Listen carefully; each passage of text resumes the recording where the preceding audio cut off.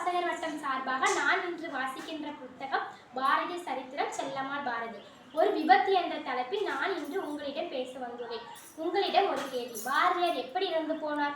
யானையால் தாக்கப்பட்டு இறந்து போனார் என்று நாம் எல்லோரும் நினைத்திருக்கிறோம். ஆனால் அது உண்மைதானா என்பதை பற்றி இந்த பதிவில் பார்ப்போம்.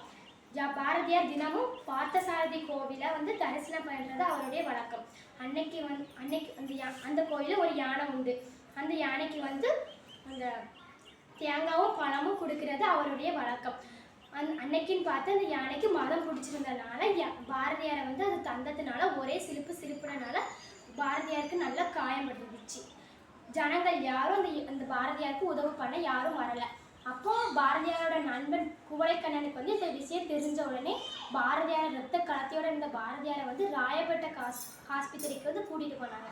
பாரதியாருக்கு உடம்பு சரியாயிடுச்சு. பாரதியார் அந்த யானை மேலே கொஞ்சம் கூட கோபப்படல. அந்த யானை என்னை துன்புறுத்தணும்னு நினச்சிருந்துச்சுன்னா அப்பவே அதனுடைய கால்களால் என்னை மிதித்து கொண்டிருக்குமே, அது ஏன் இப்படி பண்ணலை, ஏன்னா அதுக்கு என் மேலே இருந்தால் அன்பே காரணம் அப்படி சொல்லி ரொம்ப மகிழ்ச்சி அடைந்தார். நன்றி.